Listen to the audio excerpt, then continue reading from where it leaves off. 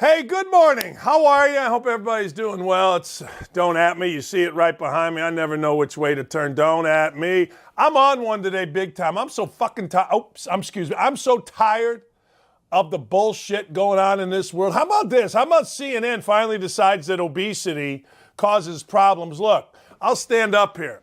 I'm fat from here down below. I mean a pig. I am so fat, I'm obese. I know it causes problems. I know it causes frickin' COVID. All you got to do is look. But a year ago, that was fat shaming. How asinine that in our country we promote unhealthy lifestyles. It's January, baby. And then I got on one this morning. I'm reading about the frickin' Jacksonville Jaguars, right? Urban Meyer's the problem, my ass. Let me tell you right now, Urban Meyer doubled the victory total, and that's not a big deal. But these players, after Meyer was done, what'd they say? We're going to have clarity. Trevor Lawrence, you've been a fraud so far. You got great commercials, I suppose you think. You're a little like RG3.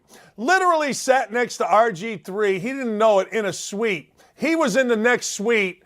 I was sitting on the corner of this one suite for the national championship basketball game. RG3 was a child. Like his wife was disgusted by the way he was acting. Just like a child. And the same thing I see in Trevor Lawrence. Urban Meyer, the fault, my ass. Let me tell you something. 50-14 last time out. I'm not jackassing around today. I feel like I've been jackassing around too much on this show, and it's time to get going. Although we do structure. AOC, you fraud. Let's be honest. AOC, oh my God, you got to wear a mask. Florida's a bad place. Where does she take her ass? She takes her ass down to Florida. What's she seen without a mask? This whole world is full of shit. And I've had enough.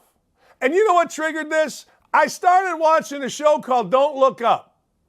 DiCaprio's in it, Meryl Streep's in it, and I only started it, and then I went back and started watching the Purdue game. And it's a direct reflection of what a bullshit world we live in. And I got to tell you, if I get fired from here today for this show, I really don't care. Because I'm tired of the bullshit in this world. I am. My God. What a bunch of bullshit we live in. We worry about whether two celebrities break up. Who gives a rat's ass? We're sitting there at CNN, a national news organization, and we don't want to say fat causes health problems until yesterday. How stupid is that? I know fat causes health problems. I didn't have these health problems until I had knee surgery, and I got fat. Now I had to have another knee surgery, actually a knee replacement. I had a hip replacement. Jesus, I should be weighing 225. I weigh 250. I'm fat. What's wrong with saying fat? Fat causes health problems. No shit, Sherlock. How about instead of putting, or in addition to putting, in our grocery stores, please wear a mask to slow down the spread of COVID. Yeah, put that there, and then right underneath it, hey, how about having a healthy diet and leave the chips alone? How about that action? How about we do that? You know, I sit here every day and I'm trying to be a good soldier and do what everything is said on my little sheet, but I've had enough. I ain't lying. I'm going to get into the sheet because Lauren does a great job with it, but it hit me this morning. Actually, it hit me last night. How freaking ridiculous this world is. Football coaches get fired for being mean. Urban Meyer was mean to the kicker. Oh my God, he didn't go home on the bus, the plane. Shut up. Shut the hell up. How's that worked out for the Jacksonville Jags? Same way it has. There's going to be a time, maybe it won't, I don't know, I still believe it will, where coaches are going to be allowed to coach and not have two dipshits like Michael Porter Jr. and some dude named Christian Wood. I'm going to leave the game in the middle because John Lucas got mad at me. Aren't you tired of it? Even you young guys, you got to be tired of it. You got to be. There's no way you can't be tired of it. One nice thing from last night, though, I'll give you this. One nice thing from last night was what happened with Ben Roethlisberger. I get Ben Roethlisberger's past, but I don't want to hear about it right now. I'm talking about on the field. Ben Roethlisberger had a nice going away, including kneeling down one last time. That was nice. And you know what? I get it. There's a backstory with Ben. But for one night on television last night, away it went. And I'm also going to tell you, the Manning cast sucks. You guys can have the Manning cast all you want. Well, Peyton's fine. No, the Manning cast sucks. I can't watch it for more than 5 minutes. I get everything that Peyton Manning says we're going to laugh at. And why is Snoop Dogg on my television, a known drug dealer? Why is he on every day? Every stinking day, Snoop Dogg has become the guy. I mean, people got mad at me for saying I wouldn't go at it in a pool as a married man. Snoop Dogg raps all kind of horrible things about women and drugs and dealing, blah, blah, blah, and he's an icon. I don't get the world we live in. I don't care either. I've had enough. You're not allowed to say that, right? Because that's some sort of ist. Okay. Sure it is. It's just a fact. Son of a bitch. I mean, let's get real here, people. We get mad about one thing, not about the other. And the Manning cast sucks. Lee Fitting is my friend. Lee Fitting is my friend. Lee Fitting is the guy that set up the Manning cast. I told him after the first week I was playing golf out in Connecticut. I said, man, Manning cast's great. Now it's horrible. There's no sound to it. There's no vibe to it. Peyton thinks he's cute and Eli's sitting there. It's just boring. I get it. You put Snoop Dogg on there, everybody jumps up. Roger Goodell's on there looking dorky, everybody jumps up. Bill Cowher's on there, the old coach. One thing I'm never gonna fucking be is the old coach. I'm never going to be the old coach, sitting there all old coachy. That's what the old coach does. The old coach sits back there all old coachy. He's all old coachy. Well, you know, back in my day, and then Ben said this. Shut up. Like somebody asked me one time, wouldn't you love to play golf with Bobby Knight? I did. It was awful. I did every day. And it was awful. He broke clubs. He threw clubs. I would beat his ass intentionally. I mean, I would beat his ass every single time we played. And by the end of it, every single time he played, he whined. Why would I want that? Well, it'd be great to play with Bill Belichick, Bobby Knight. No. I want to play with my wife and two of my buddies that want to bet their face off. I want to come down to the 18th hole like I did at Old Corkscrew about a month ago, down $372, 3-wood in my hand from about 230 against the wind and knock it to 1 foot and take $372 and turn it into a $250 win. That's what I want to do. I don't want to sit there, the old coach, well, you know, Ben used to draw up plays in the dirt. That's what Ben used to do. Oh, it's great. And Roger Goodell, the sniveling Roger Goodell. You know Roger Goodell used to date Katarina Witt? Respect. Anyway, I'm sitting there listening. It's boring as hell, but I get it, all of you. Oh, Peyton's so funny. Oh, dang. Peyton makes me laugh. He says the word the, and it's the funniest damn thing I ever saw. Hell yeah. It's bullshit. It's boring. It's dull. Stop it. Jeez, and I know I'm losing viewers as I go through this rant, but I really don't care. I pay too much attention to how many views we get. I pay way too much attention and not just being me. Seriously, it's time to freaking bring it. Honest to God, I'm so tired of the bullshit in this world. The kicker got mad. So the other day, some guy, Marcus Williamson, that quit. We never look at that. Quit. Urban Meyer did this. Urban's like, no, I didn't. Urban called me the other day. He goes, Dan, I wake up and there's this bullshit being said. And somehow, some way, he can't really say it. I'll say it. That guy's full of shit. And every single Ohio State former player has discredited this guy. But you know what Jamel Hill and the rest of these phony people do? They put it out there. Oh, he's a terrible person. Read this. See, they know. You don't have to believe it. It doesn't have to be true. You just have to put it out there on this freaking Twitter where people read it, and now it's the truth. It's bullshit. And I can't stand it. Purdue did Indiana basketball things last night. For those of you that aren't Indiana basketball fans, here's the deal. Here's the deal. Indiana basketball shits the bed. I mean, I'm tired. I played there. I coached there 17 years there. I broke my neck there. I had 3 knee surgeries there. I still got spurs in my ankle. I got knocked on my ass more. I'll tell you, I think I had to have hip replacement surgery because a big dude named Richard Relford knocked me on my ass setting a screen for Steve Alford. I love Indiana University, but the basketball program stinks. The basketball program hadn't won a big game in I don't even know how long. So Purdue goes all IU last night.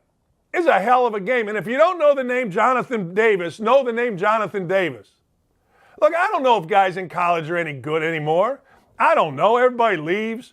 But the dude at 37 in Mackey Arena, 37 in Mackey Arena. Now that's balling. I'm not going to lie to you. That's freaking balling. And Wisconsin, a school that over the course, now this is another bullshit thing that happened. Greg Gard's the coach of Wisconsin, okay?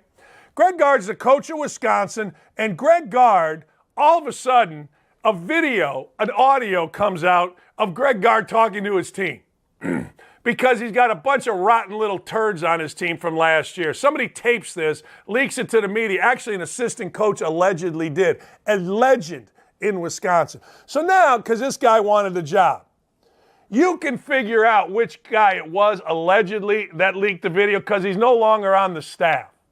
Look at last year's staff. This is what we got in sports. This is what happened with Urban frickin' Meyer.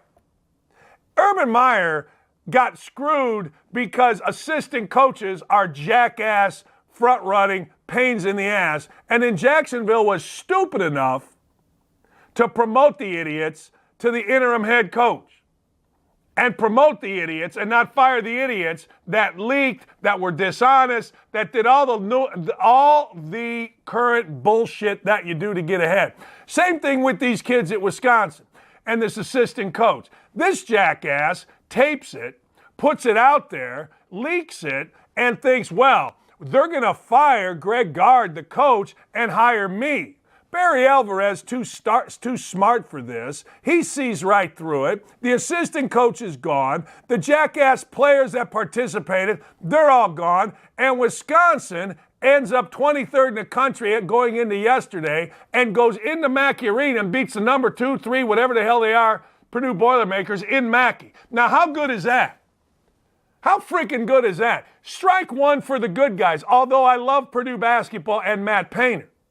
But I got to tell you, when you go through bullshit like that, had the idiot that, now he's not an idiot because he's made a lot of money and apparently a pretty good guy, except for his judgment in football teams. Whatever the dude's name, that Shad Khan that owns the Jacksonville Jaguars, had he kept Meyer, you might be in a position in a year to clean out this staff and keep winning. But Meyer can't coach. I saw Meyer's frickin' ring setup at his house. Dude's got more rings than frickin' I don't even know what to say. But he can't coach. My ass. You get so at some point, people are going to take their teams back. You know why I like Steph Curry? I'll tell you why I like Steph Curry. I like Steph Curry because he frickin' balls out every night. Last night, 1 for 9, 1 for 10 from 3. Didn't play great. But he shuts his mouth. He doesn't shut his mouth. He's an entertainer. To say Steph Curry shuts his mouth is wrong. He's an entertainer. He doesn't wear you out. He's not a clown. He's a ball player that understands championships are important, understands entertainment, and just seems like a really good dude. I root like hell for Steph Curry. I root like hell for Klay Thompson, who will be back in 6 weeks. Steph Curry last night, they won 115 to 108. But I got to tell you, he's 1 for 10. He had 9 freaking points, Steph Curry. That's it, 9. That's all he had. Who gives a rat's ass? Steph Curry just went out, won the game. Kid named Jordan Poole, who I told Mike Schmitz at ESPN, the draft expert, was the best draft pick in the Big Ten this particular year. But I digress to experts. Anyway, I don't even know what I'm saying. I'm just on one today. Anyway, Jordan Poole with 32. 32. They asked Jordan Poole, now think about this. You know, he was quarantined for a while. What'd you do? I did burpees, box jump. I did all this stuff. Jordan Poole got his ass ready, and he went out and balled. You know, Jordan Poole came into Michigan. He was a highly recruited guy, not great. And all Jordan Poole does is fit into the Golden State Warriors like an absolute freaking glove. I mean, like a glove. And he's been terrific. God, I love Outkick. God, I would have been fired for everything that I just said had I still worked at ESPN. I would have gotten a call. Well, you know, Dan, you can't say that. I got a call at ESPN because an idiot named DeLuca, I don't know, I guess he's a baseball player, went after my son. After I did a game, I went back at him on Twitter. I got the call. Well, you know, Dan, he's mad. Who gives a rat's ass? I love Outkick. Thank God for Clay Travis. Salute. I wish this was Šljivo in here. You guys don't know what Šljivo is. Šljivo is Serbian gasoline. And we drink it only, and I mean only, when we want to get, crazy. I fell down a hill out here one night when my kids were home. The Notre Dame football coach had no clue. I mean, zero clue. Don't at me. Don't at me. Marcus Freeman was the defensive coordinator for the worst regime in Purdue history, the Darrell Hazel. And now Marcus Freeman's the head coach at Notre Dame. I told you years ago, coaches and players, not you. You get mad when I do this. What's that dude's name? Ryan Russillo. Ryan Russillo acted like he was some NBA expert. I came on Ryan Russillo's show when Christmas Porzingis was going to be drafted. And I'm like, yeah, whoever drafts Porzingis is going to stay in the lottery. No, he's great. They go, how do you know? I go, I can look at his eyes. Coaches can look at people's eyes and know. Christmas Porzingis, what happens in New York, he gets drafted, they stay in the lottery, puts up numbers. Hell, I could put up numbers in the modern NBA. So I'm watching Marcus Freeman. Marcus Freeman got no clue what the hell's going on. But you all love him because, number one, the players love him. Number two, the players love him. Number three, the players love him. Number four, the players love him. Number five, he's not Brian Kelly. Don't be an ist. All right, let's talk about these two idiots. Let's talk about Christian Wood and Michael Porter Jr. Remember I told you about him yesterday? Remember I told you how these two clowns decided, Marcus Freeman cracks me up. He got no clue. Now, he's going to have to get a clue between now and then, but I digress. So these two idiots got yelled at by the Mother Teresa of the NBA. The Rockets are the worst team ever. Michael Porter Jr. has been a pain in the ass probably out of the womb. Christian Wood's a good story. Christian Wood came from UNLV. So Christian Wood refuses to go back in again. But let me backstory this. Christian Wood is the leading scorer and leading rebounder of the Rockets. He decides I'm not going to show up to any of our stuff on time because I'm guessing at UNLV nobody made him show up. In high school nobody made him show up. In AAU nobody made him show up. So he's not going to show up in the NBA. Doesn't show up, doesn't play hard. John Lucas goes off on him. Michael Porter Jr. is just a pain in the ass. Always has been. Hopefully will change his ways. Michael Porter Jr., whatever he does at halftime, John Lucas gets into these two guys. Michael Porter Jr. handles this in an incredibly adult way. He gets in his car and leaves. He yelled at me. Some coach yelled at me. I'm so sad. I'm sad. You can't yell at me. You can't yell at me. Why are you yelling? Quit yelling. You mean to me, I'm going to go home. The other idiot, Christian Wood, decided not to go into the game. How about these two beauties? So the Rockets suspended him a game. Yay, Rock. Go fight, win, Rockets. Hope you lose every freaking game. Although, Jayshawn Tate is on that team. Jayshawn Tate is one of my favorite human beings alive. JT stayed at our house for a while. JT taught me, when he was working out here in Indy, he and my son were teammates. JT taught me about DoorDash or Uber Eats. I'm sitting upstairs watching TV with JT. We're watching a game or something. And Jayshawn, I go upstairs. I'm going to change clothes, whatever. I come back down. And the dude's got a bloomin' onion. He's sitting there with a bloomin' onion and a steak from Outkick. I looked around. I go, what? What the hell are you doing? Where'd you get that? He looked at me. He goes, Coach, you don't know about DoorDash? No. No. So I root for the Rockets because I root for JT. Because he taught me about DoorDash and he's the greatest dude ever. Tried to recruit his dad, Jermaine Tate, 100 years ago. I digress.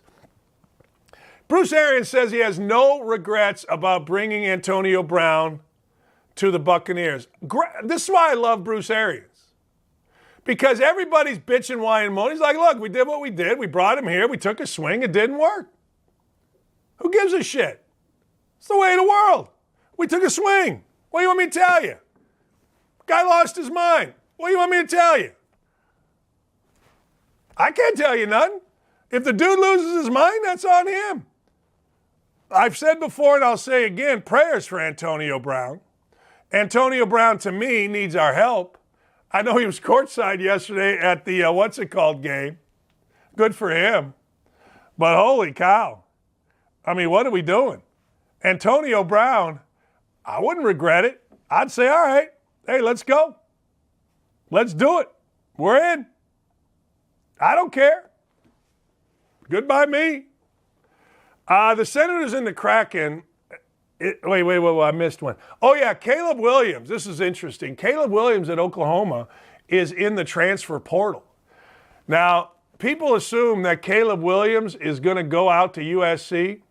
You can't do this, but I'd like to see every guy that goes into the transfer portal. I'd like to see the coach of that team. In this case, it would be that defensive coordinator guy from Alabama or Clemson. I'd like to see every guy say, get the hell out of here. Salute, goodbye. You can't do it, I know. That's old school and stupid, but it would be fun. It would be fun if they asked the coach, hey, you concerned about Caleb Williams? No, get his ass out of here. That's what Bruce Arians does. That's why I like Bruce Arians. I know, old curmudgeon, we're supposed to genuflect. I get it. I understand. I get it. I do. No regrets. None. Nor should he. Hey, he took a swing. What are you going to do? Man took a swing. Anyway, I'm all over the place right now. I'm sorry, but I'm fired up today.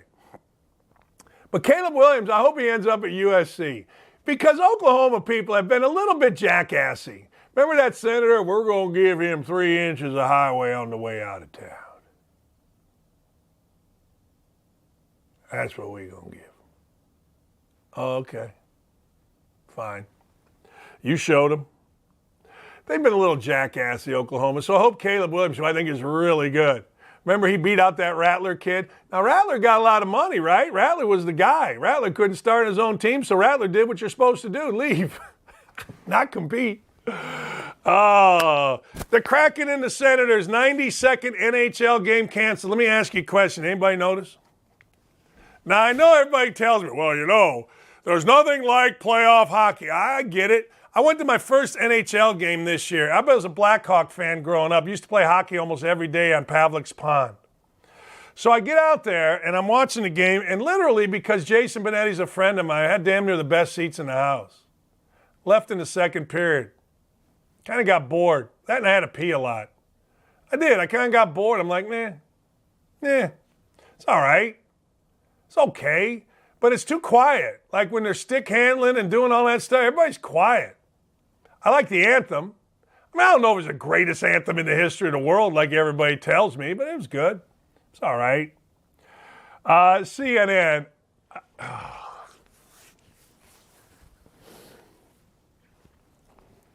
CNN decided yesterday, because of studies, that being fat and obese actually leads to health problems. You know, a lot of people, myself included, have been saying that for over a year and a half. And every time you say it, you got to look around because you fat shamed. I ain't fat shaming. If you're fat, you got more health problems. I don't know what to tell you. You just do. When I was skinny, I didn't have the health problems that I had. Now I'm 250 pounds. Actually, I weighed myself because it is January, and I'm down to 245 pounds. And I actually feel better because of that. But CNN, yay! CNN finally decides. And you know what is weird about this? Here's what gets me about these freaking idiots at CNN and these idiots on both sides that are so whacked out. Like CNN saying it made it okay for me to say it without worrying about fat shaming, without worrying about some douchebag blogger or some idiot writer saying, oh, Dakich, fat shame. Hey, look, if you're fat, you're going to be unhealthy. Truthfully, I've said this before and I'll say it again. You ever see a hot mom yell at their kids outside of a Target? No. I'm telling you, me being fat has made me unhappy. It's a true story. I hope somebody watches this and instead of bitching and whining and hiding behind fat shame and says, you know what, Dakich is right. I'm fat too. I'm going to get in shape. It's January. And you can be a Dan too. Here's the rule, not rules, guidelines. Read a book for Christ's sake. Lose weight. Do something nice for somebody else. That's what January is all about. That's it. Read a freaking book. Instead of reading about some teeny bopper on Twitter, half dressed telling you how to live your life. Read a freaking book. Read a book. Ain't that freaking hard? Read a book. Lose weight. Do it for a month. Stop drinking. You can drink on Wild Card Weekend. I'm not taking the Oasis out. Wild Card Weekend was meant for alcohol. That's Danuary. And we're going to talk about some Dans and what I want them to get this year. Because Dan is a historically great name. We fought lions. We have a book in the Bible. Nobody's named Dan anymore. By the way, condolences to the family of Dan Reeves. Dan Reeves, unbelievable player and coach, had dementia. Sad. He died, I believe, on January 1st. I love that guy. I love listening to him talk. Never met him. Didn't really root for his teams. I just know where he went, winning was, and he seemed like a great dude. January is also about compassion, except for the open of this show. Honest to God, will there be a point where we take this world back with common sense? Like, seriously, watch the first hour. There's one scene in this movie, Get Up, where two scientists, I think it's DiCaprio and Jennifer Lawrence, are trying to save the world, and they're in a green room with an idiot like Avril Lavigne type person. I don't even know the right person. It's the perfect scenario. And then one of my favorite actors, Tyler Perry, when Tyler Perry's in something I watch, he's a studio host, and that's our world. We have the greatest country in the world because we worry about the most bullshit that doesn't matter. We do. That's a great country. You know what I worried about this morning? This is how bullshit my life is. I told my wife, I go, hey, we got this Nespresso machine. Did you get yesterday the coffee and the espresso, the pods? Yeah, Dan, I got it. That was my concern this morning, and I slapped myself right across the face. I'm like, this is what you're worried about? What a great country. And then I literally got down on my knees and thanked God. I did. I got down on my knees, read my Bible app, and thanked God because that was my concern. And then you know what I did? I rung up Traders Point Church here in Indy, and I gave them $100 for the hell of it because I'm doing a good deed every day for somewhere else. But I thought to myself, wait a second. I'm sitting there living in this house, getting ready to do two jobs that are fantastic jobs, time of my life professionally, and I'm worried about a freaking Nespresso? Holy shit. So I did. I went to Traders Point and gave $100. Said, I don't know where the money goes, and I don't care where the money goes. I don't give a damn if, I don't care what they do with it. But I had to do something because that's the life. Think about the country we live in. My God, and we're trying to destroy it with bullshit. Not having it. And anybody that says this is a sports show, get out. No, not having it. And I know a lot of you are getting out. I do. Thank you, Andy Furman. Dennis Carpenter, if Urban's so good, what are the chances another NFL team hires him? Yeah? No, I don't know. You need to get over your back in the day perspective and join us in 2022. Yeah, okay. Yeah, you're right. I do. Yeah. I wish I had not a chance in hell. Not a chance in holy hell. None. Purdue went all Indiana basketball. I got a lot to say. Jill Savage is going to join us. It's going to be a monster. Hey, guess what, people? Being fat increases your risk of COVID and other diseases. Who knew? We'll be back, dumbasses. CNN, my ass.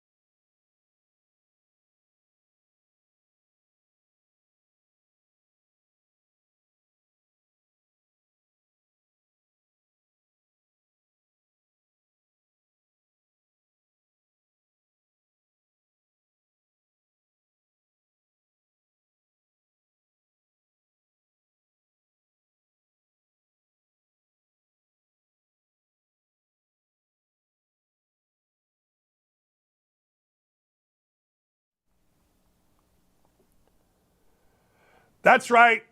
We're back. Jill Savage, I saw you were liking the early rant of a madman, me. What do you got? What do you want to add to it? Is there anything you'd like to add to it?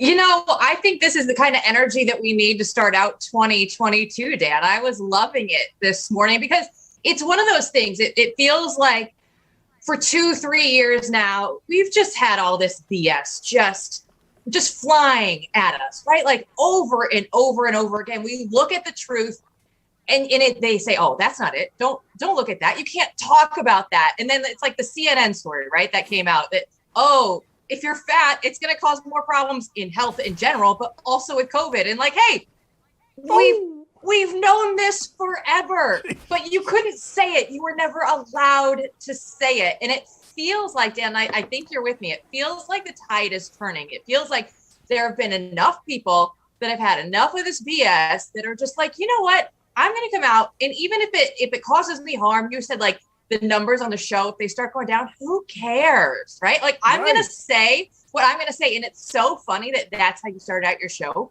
because that was one of my things. I don't do really like New Year's resolutions, but I thought, you know what, like going into this year, I'm just going to say the things that I believe in. And like you said, like God bless Clay Travis, because he will allow us to do that. That was one of the things that really intrigued me about Outkick in the beginning. Was he's like, hey, you can tweet whatever you want. You can say whatever you want. I don't care. Like, I'll support you. And that's how it should be. But that's not how it is in a lot of places. So I think, like I said, this is the energy that we need for 2022. There you go. You know what? And truthfully, it's one of the reasons why Outkick is growing. It's one of the reasons. I mean, people are now seeing through bullshit. Like the other day, AOC set me free in a funny way when she said, Republicans are frustrated because they can't have sex with her, so that's why they're criticizing. So I'm saying from now on, anybody that criticizes me is sexually frustrated because of all this. You know what I mean? I mean, it's one of those deals but Jill, let me ask you, why does CNN or AOC have to say it to make us feel okay to say it? Do you see what I'm saying? Oh, right. Does it make sense? Yeah, right? Because we would have the backlash no matter what. They would find something. And it's like, even if all of the statistics came out, right? Like I put yesterday, right. I was like, oh, so they admit the test didn't work anymore, right? Like the CDC came out and said, oh, you can stop testing after you tested positive for COVID because there's a period of time where there's still going to be positive tests when it's just dead in your system. The CDC said it. Like we've known that forever. But now they came out and said that. And they're like, oh, by the way, cloth masks don't work. And then there's a guy who was like coming at me yesterday. He's like, well, why do you think doctors wear them in the office if it doesn't work? And I'm like, you mean to tell me that a doctor wearing a mask in a sterile room in surgery is to try and prevent the spread of an airborne virus? No, that's not why they wear them. Like it's completely different. But it's like we've been now allowed to say it because, like you said, CNN, AOC, like whoever it is, the CDC directors, like they've said it now, but we've already had the statistics, right? Like Sweden didn't go along with the rest of the madness of this crazy world. We've seen this for so long, and it's like, all right, I'm completely over it, and I'm going to state the truth, and I don't care. The most liberal of newspapers is the Indy Star. Like the Indy Star is just so ridiculous, and their writer came out today. One of them, I think their Metro writer said, we shouldn't, after years and years and years, not years and years and years, after a year and a half of, we want to know every public figure that's vaccinated. We must know everybody's today. Well, maybe we shouldn't. Well, no kidding, right? I mean, honest, it drives me nuts. Dan, I'm glad. What they say, though, is they say everything that we said just 2 years later. Right. So we are ahead of the curve. They eventually will come out. Everything. If I could give you I'm giving you a virtual high five. Yes. Everything that was labeled misinformation is not misinformation. It's just too early for them to admit that it's the truth. It's refreshing. Yeah. It's refreshing. Anyway, let's talk a little sports, but I would rather talk about this, actually. Indianapolis, by the way, Indianapolis is all up in arms because yesterday an Atlanta Journal-Constitution headline said, if you're going to Indy, obviously George is going. if you're going to Indy, bring a coat and bring a lot of money because Indianapolis is overpriced. And everybody in here took offense to that. I think we got to be a little tougher. Yeah, you want to see overpriced? We'll double everything. Yeah, hope the wind blows it. Just give them hell. Who wins, Georgia, Alabama? Oh, we talked about this before the SEC championship game, and we were talking about underdog Nick Saban, and you don't bet against him. Ooh.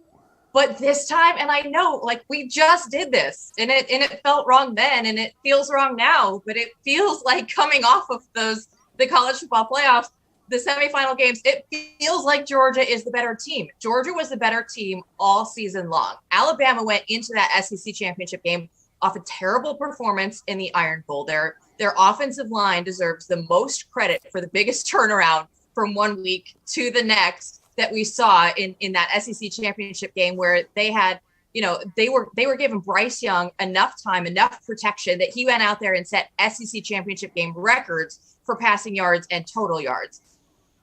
That being said, coming off this, how do you not like Georgia in the way that they were able to come through and just completely annihilate Michigan? I was so looking forward to that game, Dan. I was like, all right, Alabama, Cincinnati, it was the warm up. Let's really settle in now on the couch. No, it was such a disappointment. And Stetson Bennett, it looked like he found his rhythm. He had the best passer rating of any quarterback in the college football playoff. So I don't know. I feel terrible betting against Nick Saban, but Georgia is again the favorite by 2 points. So this is how Vegas sees it, and it just feels like this is what Georgia was building up to the entire season. And against my better judgment, I'm still going to go with Georgia at this time. How does I'm with you. Look, Nick Saban in the points. I used to say Urban Meyer in the points when he was at Ohio State, and it only happened once, and he won 52-0, getting 3 points against Wisconsin in the Big Ten Championship. I feel the same way. I don't feel dirty betting against Nick Saban. I feel stupid betting against Nick Saban. There are some coaches I feel like dirty betting on. You know what I mean? That guy's filthy, but I got to bet on him. I feel stupid. How does, other than the simple answer is, Bryce Young throws for 500 yards. Yeah. But how does Alabama beat Georgia this time based on how Georgia just played? Because they were dominant. Yeah, and it's still going to have to be through the air, because even in that wonderful SEC championship game for Alabama, they're still not going to run the ball. And that was, obviously the opposite of what they did against Cincinnati, where they just came out and ran down their throats. And you knew the game was over from that opening drive when they could just run the ball at will against Cincinnati. But it's going to be through the air. It's going to be their defense creating turnovers. Stetson Bennett had 2 interceptions to 0 for Alabama in the SEC championship game. So that's it. You're going to have to win the turnover battle, and you're going to have some big plays through the air. And doing it, they had John Mechie for the first half, at least for that football game, for the SEC championship game. But they will not obviously have him, as he is out with the torn ACL. And it's just going to be one of those things where on a short, 10 days or whatever we have between the college football playoff semifinals and finals, that you think that Kirby Smart hasn't been thinking about this rematch. Of course he has. So, it gets me fired up just thinking about it, because I know a lot of people are not fired up about a rematch, but when it comes to a game like this isn't the LSU Alabama rematch where it was the 9-6 game that we saw. That was boring. This is going to be anything but boring, in my opinion, Dan. I agree. I want the best 2 teams playing. I do. And I think it's going to be already here in Indy, every hotel room is sold out. It's going to be crazy. I got my Bear Bryant hat on. I mean, I'm fired. I'm excited because I thought that Georgia looked so damn good beating the living hell out of a team in Michigan. And I mean physically beating the living hell out of a team in Michigan that had beat the living hell out of 2 tough teams, Iowa and Ohio State. So I'm with you. I mean, all right, by percentage, what percentage do you think Caleb Williams actually leaves Oklahoma? Actually leaves Oklahoma. Actually leaves. I would say 75% gone at this point in time. Now, I love that he came out and said Oklahoma will still be an option. But he went through and explained, like, if you want to be able to talk to other teams, these are the rules that the NCAA has put in place. For me to be allowed to talk to other teams, I have to enter the transfer portal.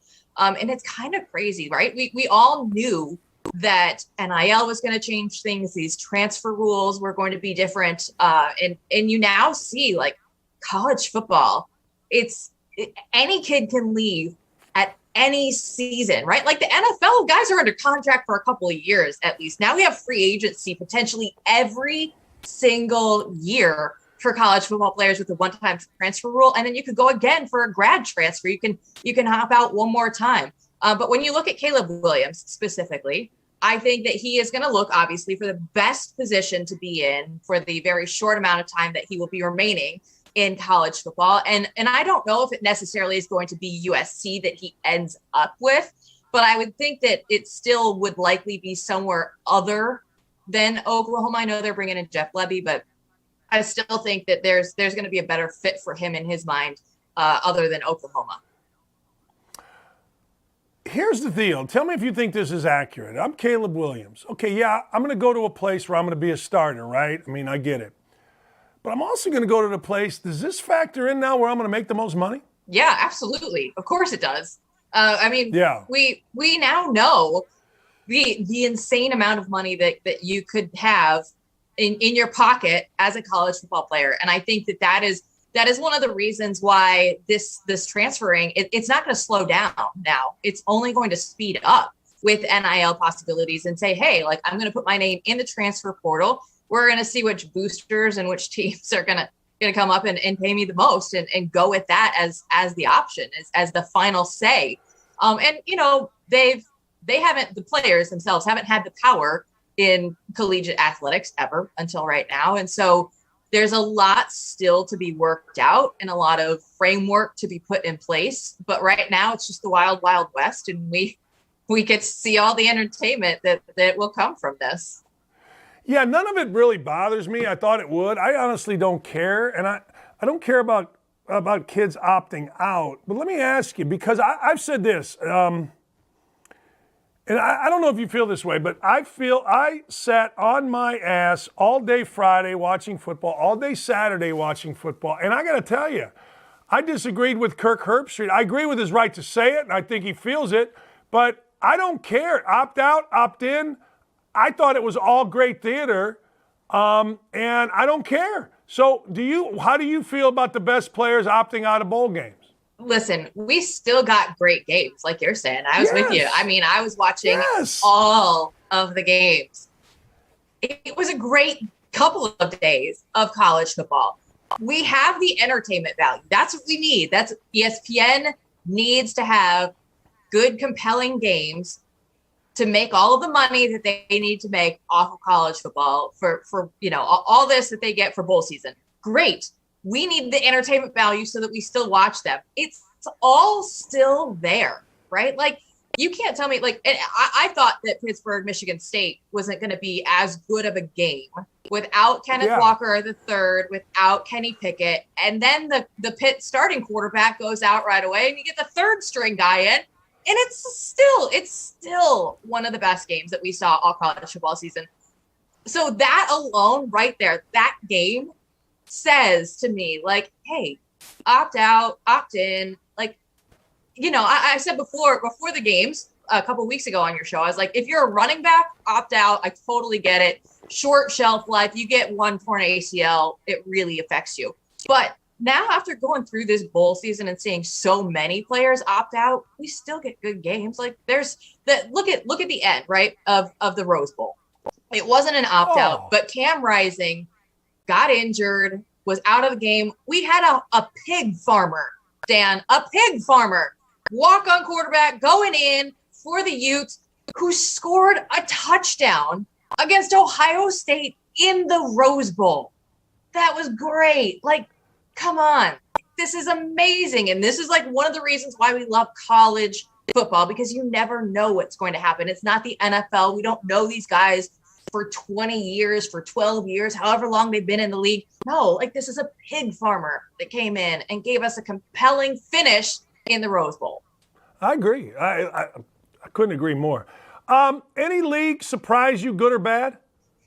Any team? I wouldn't say that it was necessarily a surprise, but one of the biggest disappointments was the Pac-12. I used to work at the Pac-12 network forever. They haven't won a bowl game since 2019, since Justin Herbert was the quarterback playing against Wisconsin in the Rose Bowl. I think that, it just goes to show you the state of the league. Now, again, that Utah game, it was fantastic. Had Cam Rising stayed in, we don't really know what would have happened. Whoever had the ball last probably would have won. But I look at that, and I think that the games that will stick out to me was the Music City Bowl, Purdue and Tennessee. All right, hold it. I got people wanting me to ask you. Okay. Was forward progress stopped? Oh, this was interesting. Okay, so he stopped moving his feet. If you watch, he did stop moving his feet at one point in time, which you got to be like your guy there in Indy, Jonathan Taylor. Like that's one of the best things about him is his feet would never stop moving. He would have been going the whole time. Right. That being said, the game never should have been in overtime. Dan, Josh Heupel has a great offense. Oh my gosh! But you're telling me that this is what you work on if you're Tennessee: a 2-minute drill that is effective at the end of the game. Because what was he doing? What they needed 7 yards, I think, for a first down, and all you had to do was get in field goal position. Dan, a field goal, like. Get in field goal position. Do whatever you have to do. Don't do these stupid things at the end of regulation. So that made me mad when they didn't tackle the tight end. They had like 5 guys out there who was just running up the sideline. I was like, all right, listen, if you don't do that, if you can't tackle and you can't get in field goal position, you don't deserve to win the game. So when they said the forward progress just stopped, they did stop moving. I do understand that on 4th down and overtime in a college bowl game, you don't make that call, but they did. Uh-oh. Did we lose each other? Not now. I just heard you. You lost me for a minute. Oh, boy. Oh, no. They're panicking. Coming for you. They're coming for you, Dan. You had such an epic start. Such an epic start to your show today. They can't handle you. I can't. No. I'm with you, though. Tackle the tight end. Freaking get 7 yards. What were they doing? I mean, hey, come on. It's all led to the craziness that we love in bowl season. And tackling was not one of the better things that we saw in this bowl season. I will say that. Tackling was not at a premium, Dan. No. It was very unenthusiastic tackling. Let's put it that way. All right, Jill, you ready? I got some predictions I want you to react to. Let's go. Tom Brady will win the NFL MVP because voters won't vote for Aaron Rodgers. I do. I saw that take. I loved it when Clay came out and said everybody's going to be so woke and so upset that they won't vote for Aaron Rodgers. But I think that after Tom Brady had that performance against the Saints where they didn't score any points against a very beaten up Saints team. Yes. I mean, the Saints hadn't been great in the last couple of weeks, and Tom Brady didn't manage to get a single point. I think that will hurt him. The last couple of weeks, just, they weren't the best for Tampa Bay. So if Tom Brady had stayed even with Aaron Rodgers, I think you could say that. But if the Packers go through and beat Detroit, they're going to end up, I think 14-3, I want to say, at the top of the NFC. The NFC is by far the best right now in football. And you have so many teams stacked on that side versus the AFC that I think it would be very difficult still, as much as people would want to do it, to vote against Aaron Rodgers. I don't think that it's possible. And I think that's also what we started off our segment. This is the time where things are changing in 2022 and you can say things, even though they don't like it. I think it's still going to be Aaron Rodgers. I do too. Antonio Brown will never play in the NFL again. Yeah, that's a fact. I think that he has had so many different opportunities, right? When you look back at his time with the Raiders and he had the thing with the helmet. He's like, I don't want to wear this helmet. And it's like, have we ever thought about wearing a helmet or not? Like what brand it is or anything? No. And then you go through and Tom Brady is, he can resurrect anyone. And he was still so kind and generous to him just after the game and in the comments that he was just making like, hey, like get the guy help. We still love him. We're still all here for him. But I think that his time, and you have to have in the NFL, it's proven the negatives can't outweigh the positives. You can be so talented, but now at this point in time, I think that Antonio Brown, he's going to have too many negatives going against him, and he's not going to play in the NFL again. When I did this rundown, it was before the Pittsburgh Steelers game. It's obviously Big Ben is going to retire. We'd sent you, is Big Ben going to retire? It's obviously he's going to retire. Yeah. But let me ask you, what's his legacy? Oh, man. I mean, you see one guy with one team for that long. And I loved the interview that Lisa Salters did with him after the game and how emotional he was. It's like, this is, he's going to be a Hall of Fame quarterback. And it's so cool just to see the way the city embraces him and the city of Pittsburgh and the fans that they have. It's just a legendary program that they have built there throughout time and has been able to sustain it over so many decades, right? Like when you think of the Pittsburgh Steelers, they don't go through coaching changes. They don't go through different quarterbacks. Like they have stability there. And Ben Roethlisberger was able to provide a ton of stability. Now he had off-field issues. We all know about it. But I think that he was able to overcome them and kind of show that he was a better guy than that at the end. And I think that I just look at it and it's like, man, that's going to be one of the all-time greats for forever in the NFL. You know what? I feel like I'm old because 100 years ago, must be 20 years ago, I offered him a basketball scholarship to Bowling Green when he was like a wide receiver his junior year in high school because the high school quarterbacks or the high school coach's son was the quarterback, and they came to my basketball camp, Findlay High School, and I'm like, hey, I know you're a football player, but damn, I'll give you basketball because he was a great leader. Mike Vrabel will be the NFL's Coach of the Year. He has. What say you? He has to be. He has Agreed. to be. They are right now the top seed in the AFC. Like, if you go through and you took Derrick Henry out of the lineup for half of the season, over half the season now, it's like you take the absolute leader for the MVP at that point in time, right? Gosh, how many weeks was he still the leading rusher after he was out, right? Like he was out probably 7 or 8 weeks, I think. And he was still in the top 5 for rushing yards in the NFL. And it just shows you the impact that he had as one player. He had the most impact of any single player on an NFL team. You took him away, and they still were able to piecemeal this thing together week to week. Now, it was not pretty for many weeks for them, but they were able to come through and got some, I don't know if you'd say like super quality victories, but they got some victories.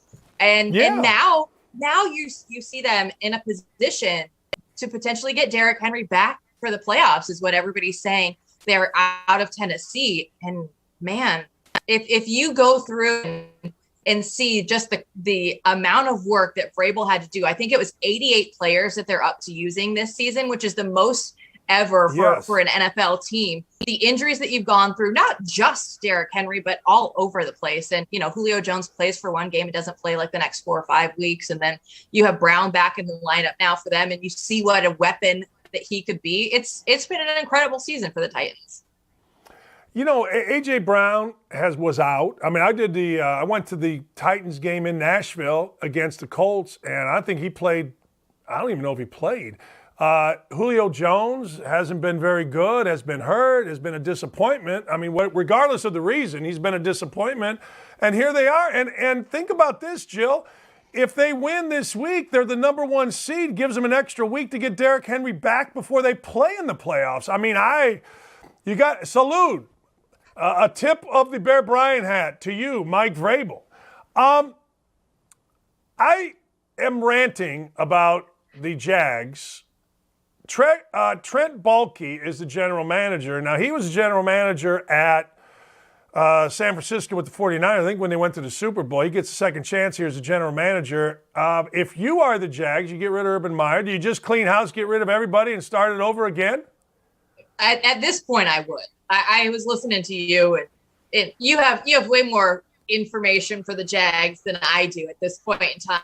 But I think that just looking at the culture from the outside, it feels like a fresh start is probably going to be the best thing for the Jaguars, because you look at that and it was embarrassing what they were doing this weekend. Like, they weren't even trying. It was just like, come on. Like, you still are NFL players. You still go out there and compete, right? Like, we're talking about college football playoffs and opt-outs and all that. Like, the guys that were still on the field, though, were still competing. You're NFL players making millions of dollars. You still have to go out there and compete. We play to win the game, Herm Edwards. We play to win the game. This is why you take the field. Like, you don't take the field just, all right, you know what? I'm done. I'm out. Like, you still have another week as well. Like, that wasn't the final weekend for you. You still have another game. Come on. It's just one of those things that I look at it. I'm like, that's embarrassing if you're a part of that organization right now. And if it was me, I would just say, all right, let's try again, start anew, and go in with a new GM, a new head coach, and get this thing turned around. And I do know a lot about the inside of it. In fact, I was texting with Urban this morning, and one of the things, internal leaks, I mean, from coaching staff, coaching assistants, and it was all the offensive staff. Defensive staff was great, and they elevated these clowns. Players know. Yeah. I guarantee, like Urban has told me forever, and this is going back, he goes, Dan, the players weren't the problem. He goes, players were great.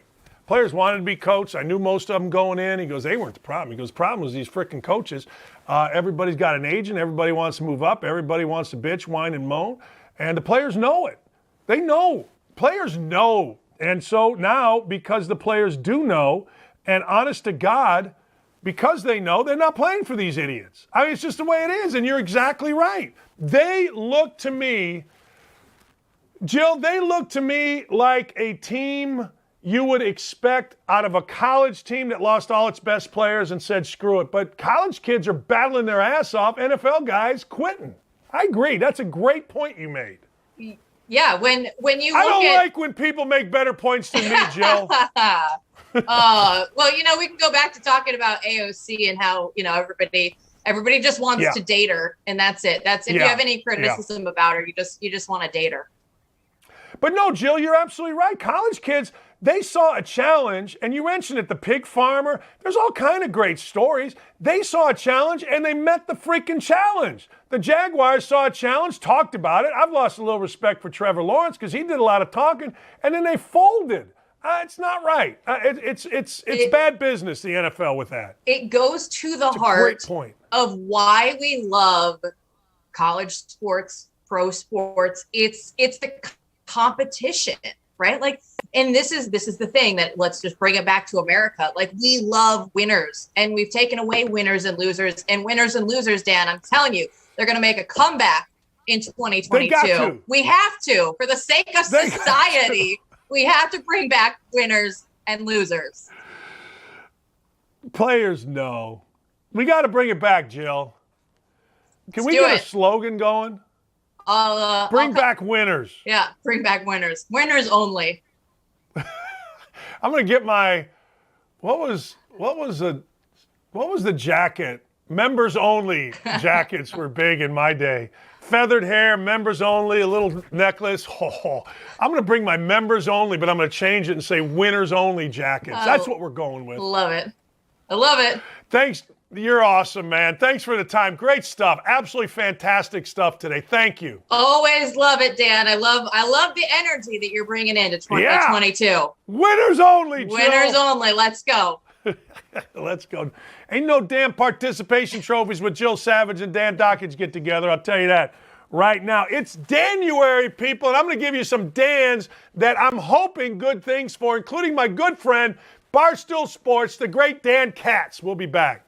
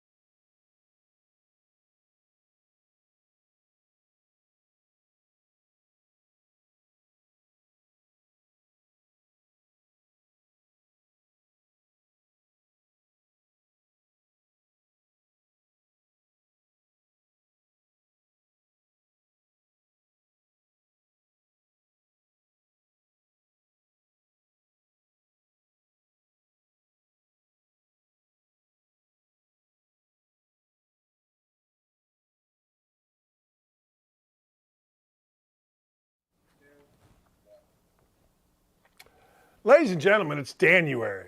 That's right, Danuary. What does Danuary mean? Well, let me tell you what Danuary is, and it's open to people not just named Dan. All right, it's Dandemonium. You see what I'm doing here? But here's the deal. I decided in January a couple of things. I'm going to get better. How am I going to get better? Well, I'm going to test my discipline. No alcohol. It's not like I drink a lot, but I like a glass of wine at night or I go out and have beers. I didn't feel healthy. And a lot of it's to do with I eat crap. Total crap. So guess what? I said in January, I'm going to get healthy. How do you get healthy? Number one, I'm gonna cut out most carbs. I'm not gonna be an idiot, but I'm going to cut out carbs, which means I'm going to lose weight. Those two things. Eat healthy, lose weight. Third thing, I'm gonna test myself and cut out alcohol, except, there's an oasis, except for Wild Card Weekend. I gotta tell you, Wild Card Weekend, I've never sat around my house and watched, and I'm so excited. Usually I was doing games for ESPN. I'm so excited to be home for Wild Card Weekend. Then I'm going to read 5 books. I've already read one book that I highly recommend. It's called Oops by a man named Kent Sterling. Kent Sterling hired me in the broadcasting world when he was the program director of the biggest 50,000 watt station, WIBC. He hired me when I was done coaching. Kent wrote a book about personal failure, how to handle it, give lessons. It's really good. It's called Oops. And look it up and get it on Amazon. You'll love it. It's like Oprah's book club right here, right? All right. So that's what I'm doing. So a lot of Dans have reached out to me, and I would love to have anybody that wants to be an honorary Dan join me. The last thing is you got to do something good for somebody else. Now, I want to know about it. Why? Because knowing about it encourages others. So here's what I've done this week. First day of January, I sent a check to Sister Kathleen to pay for a man named Dominique's chemotherapy. I knew Dominique. I gave bikes to his kids. It's a whole tragic story, but he is in chemotherapy. My wife and I paid on the 1st for his chemotherapy. On the 2nd, we went to the Colts game, and we gave more on a tip than we should have, to the point where our Capital One card sent us a notice saying, hey, you gave a 55% tip. Is this you? You know, that kind of thing. And it was. Yesterday, I sent a check to a very good friend of mine whose wife has cancer. And in the Northwest Indiana area, they said the best place to treat this cancer is in Houston. They had to fly there. They've got to get hotels there. So we sent a check to cover all of that to my friend. I'm not saying everything has to be monetary. Hell, say hello to somebody. Send a note to somebody. I'm not sure what I'm going to do today. It's only like 10 o'clock in the morning. I haven't done squat. But yesterday I also, as I said earlier, sent a $100 check, or excuse me, this morning, I guess I did it. I sent a $100 transfer to Traders Point Christian Church because I realized how frivolous the things that I worry about are in comparison to what real people have to go through in real life. So I guess I already did it. I want you to do it, and I want you to put it on Twitter or Facebook or email me, Dan at 1070thefan.com, and tell me what you've done. Serious business. Let me know. Because I think the more we do good stuff and actually talk about it, the more it encourages others. And that's the spirit of January. So let's get into some Dans. My friend, the great Dan Katz. You know him better as Big Cat on Barstool. He was all in on January. And then the 5 books, I think, got him. But my boy is trying to lose weight. He announced yesterday on Barstool that the Big Cat started his diet yesterday. Here's to you, Big Cat. I hope you lose some weight. That's what I hope for my friend Dan Katz. Now, I'm trying to lose weight. I put it out there, 250.8 pounds. I should be 225 max. Hopefully by the end of January, I'm in the 230s. By the end of whatever I call February, I'm in the 220s, and we keep it there. But my friend Dan Katz, a.k.a.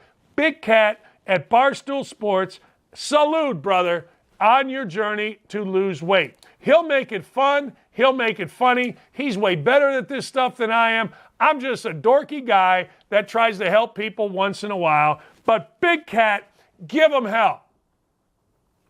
Simple. All right. You guys don't like him for whatever the reason. But one of my favorite football coaches is Dan Mullen. Dan Mullen just got fired at Florida. Dan Mullen, I've known since he was the quarterback coach for Urban Meyer at Bowling Green when Urban was the football coach and I was the basketball coach. I initially thought Dan Mullen to be really arrogant. I got to know Dan Mullen just a little bit, not much. Great dude. His wife, Megan, great lady. Megan West was her maiden name. She was the ABC sports lady, I guess, sports reporter, not a reporter, she was an anchor, in Toledo. Dan Mullen met Megan at a press conference, sent her a note, said, would you ever go out? She went out. They're married. They got kids. They're wonderful people. I think they're great people. You may have a different perspective. I don't know. I don't know about the coaching part. That's on you all. You all are the best coaches in the world sitting on your ass watching games. Me, I think Dan Mullen's a good dude. I want Dan Mullen to get another job. I think Dan Mullen's not a good, but a great football coach. Whatever happened in Florida, but if Dan Mullen doesn't get a job, he's going to be great on TV. Actually, I'm going to change it around. I don't want Dan Mullen to return to coaching. Now, there's a better life out there than coaching.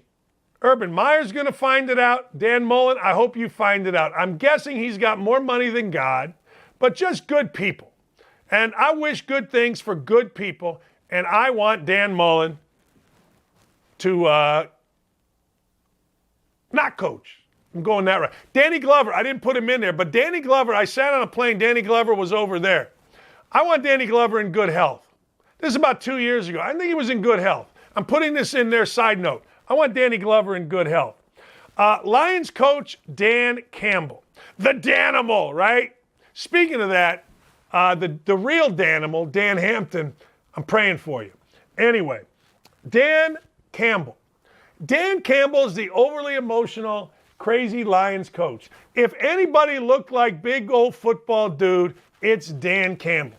Dan Campbell has a great reputation in the NFL. In fact, our beloved general manager here in Indianapolis, Chris Ballard, said that probably was going to hire Dan Campbell if Frank Reich turned down the job. Long story short, Dan Campbell got his ass kicked this week. Seattle Seahawks beat him. I mean, beat him. I'd like a win for Dan Campbell. It ain't going to happen. He's playing the Packers. But I want a win for Dan Campbell in this month of January. This will be the last game this January that Dan Campbell coaches. And I would like to see an emotionally charged, crying Dan Campbell, so proud of his players, so happy to have this job, so proud of the city of Detroit, with tears coming down his eyes, into the big, thick jaw and the whole goatee thing. I want to see Dan Campbell happy cry one time in January. Yeah. Now, this next one is something I legitimately don't care about. Like, I don't care about Oregon football. I don't care really who wins Georgia, Alabama, unless I decide, which I will, to bet on the game.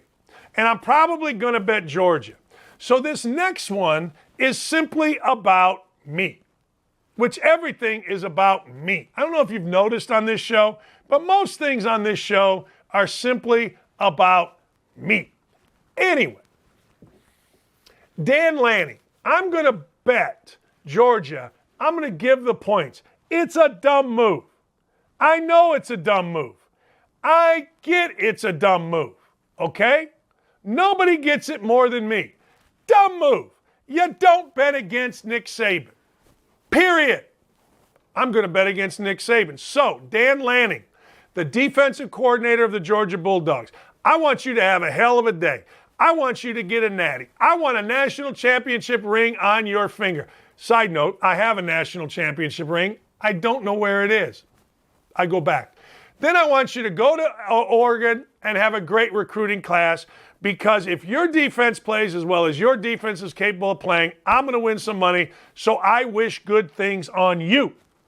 That's the world of Daniel J. Dakich. You do good for me, then I wish good things for you. I watched and read The Secret way back in the day. I was so desperate when I was coaching Bowling Green. I read The Secret, and I believe in The Secret. Throw good things out there, and good things come back to you. In fact, today's Bible verse was basically about a farmer sowing a field. Sow a lot, you get a lot back. Sow a little, you get a little back. Sow a lot, people. S-O-W, not S-O. Come on. All right, so that's what I wish. Dan Bongino. Dan Bongino is a former, I think, Secret Service guy. I'm a big Dan Bongino fan. Now, I don't know exactly what Dan Bongino says, and I'm sure because you all are half crazy out there, you're going to say, well, you know, back in 2006, Dan Bongino did this. Yeah, I don't care. Yeah, I don't care. Yeah, whatever. I don't. What I know is this, what Jill Savage and I talked about. Dan Bongino has been out there on the Bongino Report and just spewing it. Has been unafraid. He's a bit of an inspiration to me. Well, Dakich, shut up. Shut up. I don't care what people did 25 years ago. I don't care. Dan Bongino is a guy that I like watching. Dan Bongino is an interesting guy to me. Dan Bongino, I don't know what he stands for, and I don't know what he doesn't stand for, but I like watching him. I think he's fascinating. I think he makes good points when he speaks. Don't know whether the points are 100% true. Don't know whether they're not. What I do know is I like him. Period. If you don't like him, don't care. Good for you. I want Dan Bongino to keep speaking. I want him to keep speaking. I want him to keep going at it. I want him to keep throwing it out there. I like people with experience talking. That's why I can't stand blogger boys. That's why I can't stand people with no experience doing all this talking. I don't want to hear it. Don't want to hear it. Dan Bongino, you do you, baby. That's right. You do you.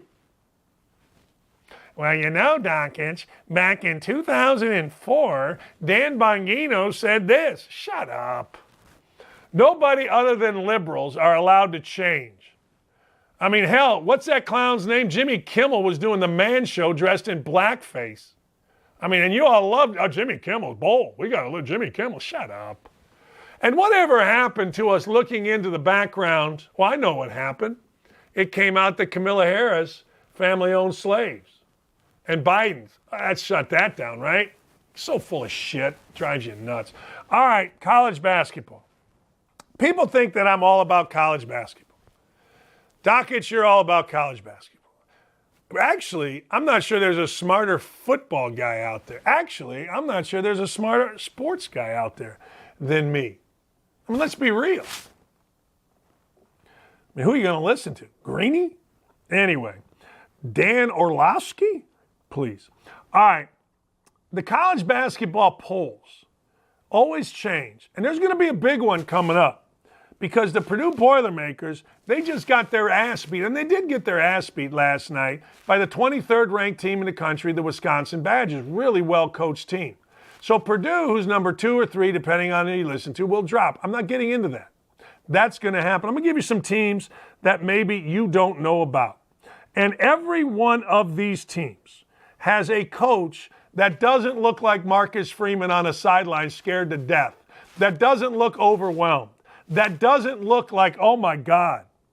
Oh my God. Marcus Freeman standing there had no idea what the hell. The game was too fast for him. But remember, this is a man who was Darrell Hazel's defensive coordinator at Purdue. So he's really good.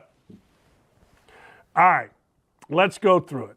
Iowa State got beat by Baylor and dropped 3 points. Now, if you want to be smart, and you're going to sit around the water cooler, do this. Say, you know what? I think Iowa State is really well coached. I think Iowa State is a team to watch in the NCAA tournament. But I'm not going to be surprised if Iowa State falters a bit as we move through the Big East. Now, or excuse me, the Big 12. Now, one of you people out there cares about Iowa State, right? You don't care about Iowa State. There's nothing about Iowa State that's interesting. The only thing interesting about Iowa State is their fans for really, I don't understand the reason. They're nuts in Hilton Coliseum. And then their fans on Twitter, stupidly last night, who are all Iowa State people, thought that I was broadcasting the Iowa-Maryland game. Just stupid. What are you going to do?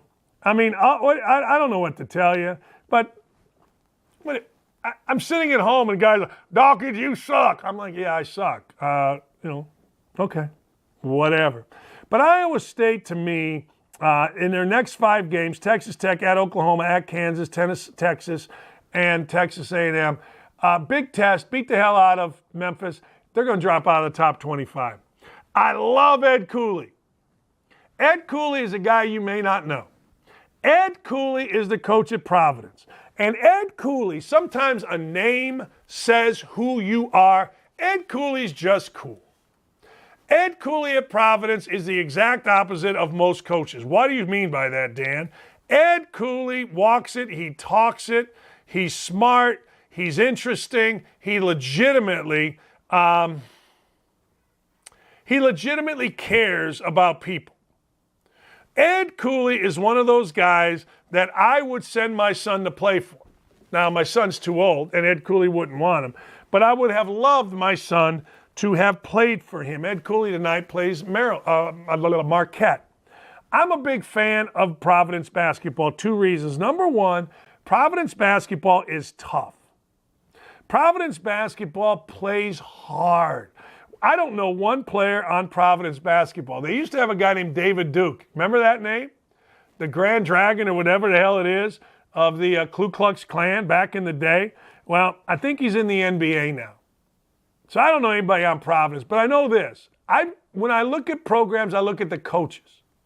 And Ed Cooley at Providence, they got a big one tonight at Marquette. Ed Cooley and his team have lost 1 game, and that was to Virginia. If they played that game over, they would probably win.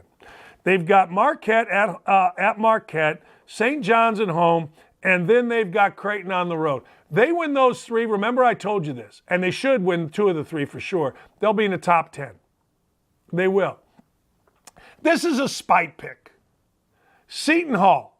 Now, the best in the business, the great Lauren O'Connor, she is our producer. She is an unabashed Seton Hall grad. She is an unabashed Seton Hall rooter. She will send pictures of where she's sitting at a Seton Hall game. Seton Hall tonight plays at Butler. I'm going to get into that game in a minute. But Seton Hall went down 9 spots in the coaches' poll. Seton Hall has had guys out. Now, when you are looking at college basketball, you got to kind of be careful. You got to kind of be careful because, frankly, so many guys are out on so many teams. And the truth of the matter is, it really doesn't matter until we get to tournaments, whether it's conference tournaments or whether it is NCAA tournaments. Seton Hall is going to be very, very good because most of their players have had COVID. They're going to be done with COVID. They're going to be in the 90-day window, and they will not have to mess around again with COVID.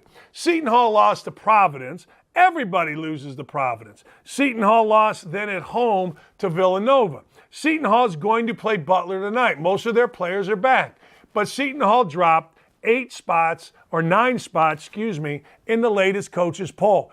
Be smart, East Coast people. Don't give up on Seton Hall. When they get their guys back, they're going to get on a big roll. Clip this off. Remind me when the season's over that I told you this. That's why I'm here. True disclosure. When Indiana University hired Terry Morin, I'm not sure, I always screw it up, from Indiana State to be the head women's basketball coach, I bitched, whined, and moaned. I don't know Terry Morin. I got no idea. What I did know about Terry Morin is that she came from Purdue. She didn't come from Purdue directly. She was at Indiana State. But she played at Purdue. And to me, when I'm hiring a basketball coach at Indiana University, men, women, dogs, cats, don't care, club sport, I ain't hiring somebody that has any connection at all to Purdue. I'm just not. That's just me. Doesn't mean I'm right. Actually means I'm wrong. Terry Morin has done the best job ever in women's college basketball outside of Gino Auriemma. I mean, let's face it, Storrs, Connecticut's a hole. It's nice, it's a college town, but all of a sudden, this guy, Gino Auriemma, got the greatest players ever to come play for him. He's won more than anybody, can coach any sport. He's over here. Terry Morin is right there. She took over a program that was in scandal. She took over a program that had a bunch of problems. She not only took over the program, but she made it great. In fact, not only did she make it great, she made it better than it's ever been. That's not saying much. When I was in college, the player of the year in the Big Ten was pregnant. True story. Denise Jackson was a great player. Came out later, not only did she win, was an All-American, she was pregnant. That's, the only player to ever be the player of the year in the Big Ten out of Indiana. Nobody goes to Indiana women's basketball games before Terry Morin. Terry Morin not only has resurrected Indiana's program, but she's got them into the Elite Eight last year. How about dem apples? How about that? That's unbelievable. Is much-watched TV. And what I liked even more about Terry Morin is that when she was hired, I was very critical on my indie radio show. I tried to get her on my show when she went to the Elite Eight, and I don't know whether it was intentional or not. She didn't come on. Respect. Hey, look, we all live lives with chips on our shoulders, and if she had a chip on her shoulder, respect. Terry Morin has Indiana number 6 in the country. They just beat the number 8 team, Maryland, who is now number 10. Maryland's coach is a legend. Terry Morin is becoming a legend. If you get a chance and you want to watch really good women's hoops, check out Indiana on the Big Ten Network.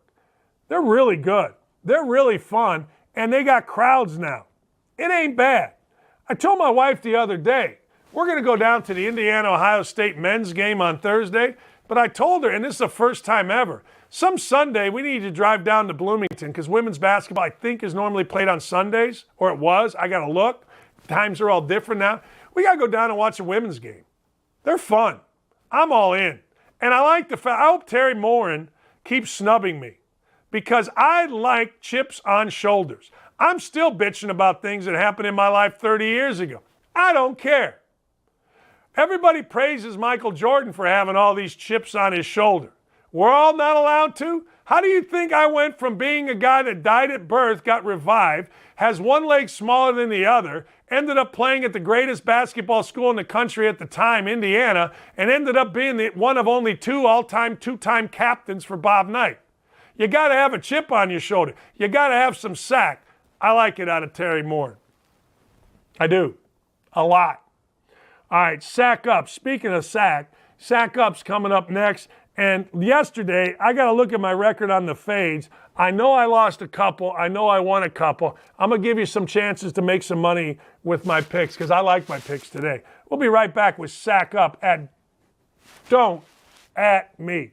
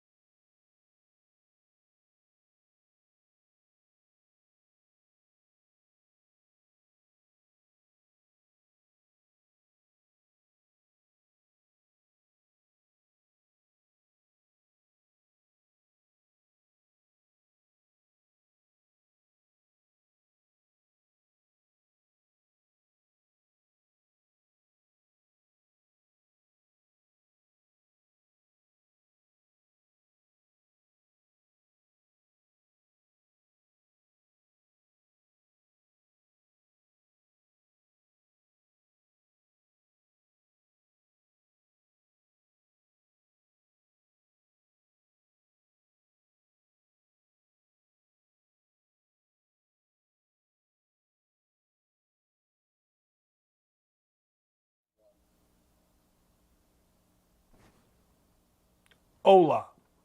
Hello. Is Avita saying goodbye? I don't know what hello is in Serbian. I try, but I don't. Hey, thanks for listening to the show. And I got to tell you, Marcus Freeman is still standing there going, oh, what the hell happened? We were up 28-0 or whatever it was.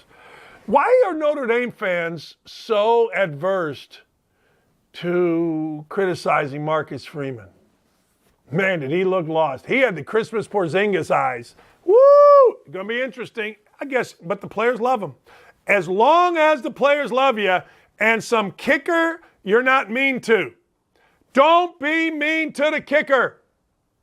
All right, sack up, Notre Dame fans. Be Notre Dame fans. Be mad at everything. I remember a tie game. I don't go to many Notre Dame games because, frankly, and I'm being literal here, the seats are this wide. And my fat ass, last time I went, friend of ours, we got all our high school buddies together. We drove to South Bend, stayed at a buddy's place. The seats were this wide, so I switched, putting my arm around my buddy Mike Paulson, and then he did, and we sat there for the first quarter of the USC Notre Dame game. I looked at him, I said, Mike, let's get the hell out of here. We went to the bar on campus, watched the Cubs in the playoffs. Widen the seats. Like every Notre Dame sausage-eating guy from Chicago is a big fat ass. They can't sit in seats this wide. Let's go. I'm on one I like. AOC. I don't even know what her real name is. I just know she's AOC. Okay. AOC, you've told us forever how you are like, Florida's terrible, DeSantis is the worst, we got the squad. And nobody can offend the squad because they've got all the diversity covered. So nobody can offend the squad. One married her brother. I mean, the whole thing is crazy. Okay? AOC, Florida's bad, DeSantis is horrible, everybody should wear masks. What are we doing? Guess what? Here's a shocker for you. A lot of video of AOC in Florida. A lot of video of AOC maskless. A lot of video of AOC dancing close to somebody. I think she was at a drag show or I don't know. I think that's what they said. I'd have to look it up. Good for her. I don't care what she does. Don't matter to me you go to Florida. Doesn't matter to me that you wear a mask or don't wear a mask. I give a shit. I don't care, but don't be such a freaking hypocrite and criticize all these people. DeSantis was missing. You know, DeSantis was missing to help with his cancer-ridden wife. Don't be such a freaking hypocrite that all of a sudden it's okay to go to Florida. It's okay not to wear a mask when you got second graders in your freaking district that are wearing masks. Just don't be a hypocrite. Like, I get it. You want to go on vacation. Good for you. Yay, Rob. Go fight, win. I don't give a shit what you do. I don't even care what kind of phony-ass dress you wear. Tax the rich. Let me tell you my tax bill. My tax bill, and I ain't rich, but my tax bill's over $100,000. Tax my ass. I've had enough of taxing. How about everybody go get a freaking job? Everywhere I walk around. Jobs, jobs, jobs, jobs, jobs, jobs. Go get a freaking job. Pay your own freaking taxes. That's how I look at it. Tax the rich. I'm taxed up to my ass. Every time I get a check, I put half of it away for taxes. Shut the hell up with that. While you wear a $15,000 gown, but you can. Why? Because you're diverse. Shit. Stop being a freaking hypocrite. Stop being full of shit. Is there one person out there, I would ask anybody, is there one person out there in the public eye, Republican or Democrat, that isn't completely full of shit? Seriously. Is there one? Is there one? Like, I did not vote for Trump twice. I was never voting for Hillary, and I certainly wasn't voting for this guy. I voted for me. I typed in Dan Dakich. I think I got 52 votes 4 years ago. I don't know how many last year. I'm not voting for these clowns. Hunter Biden? I want that guy's dad? Are you crazy? Trump? I want that guy? Are you crazy? Hillary Clinton? Are you crazy? What's wrong with you? I voted for me. In fact, I may vote for me at every election that I go to. But just stop being full of shit. And you people that are on her side, how about calling out being full of shit? You want to win an election in the midterms? then start calling out your own bullshit. Chris Matthews, who got ousted at hard line, I think it was what it was. Chris Matthews, I mean, they went nuts on him yesterday because he said, I told my party not to go too far left, and they have. Of course they have, and there's some too far right. Everybody should be like me. I'm not perfect. I screw things up daily, big things. People can't wait to call me out. My brother said, hey, you should walk around as if every part of your life is being taped. And I did for a while. Now I don't give a shit. Now I'm 60 years old and I care less. I care less. 4.5 million people quit their jobs in November. How about we go to work? Hell, I took a couple of the jobs. I got 4 jobs. I do cameo video, hard jobs now. I DoorDash, I do this show, and I do an afternoon show, and I'll add some more. I like to work. What the hell do you do if you don't work? What do you do? Like, I spent 2 days on the couch. I spent right there and one right there. Friday and Saturday. We didn't do this show. I didn't have my other show. I wasn't going to DoorDash. I sat, and by Sunday, I went to church. I couldn't wait to get to the Colts game. I couldn't wait to get outside. I couldn't wait to do something. What do you all do that decide you ain't working? Well, we lead the good life. Yeah, no, you don't. Let me get back to AOC. Is there ever going to be a time when people decide that what's real is more important than holding a party line? And I'm talking about both sides. Like, if I were a Democrat, I don't give a shit about the squad. They can walk around and do whatever they want. And I was in Congress, I'd be like, hey, stop it. I would call her out tomorrow. And then I would listen to all these squad members come at me. And I said, I don't care. Well, they're really powerful. No, they're not. The American people are powerful. We're powerful. We dictate what the hell goes on if we're smart. Instead of letting some hypocrite that wears a $15,000, maybe more than that gown, bitching about the rich. Oh, okay. Now, I don't get into should people pay tax. I don't care. I know I pay too much in taxes. I know my ass is taxed within an inch of my life. I also know this. I wear a mask when I'm instructed. I got vaccinated because I was told I had to. I have doctors. I named one of the doctors, and man, did he catch a bunch of shit from all you crazy-ass people.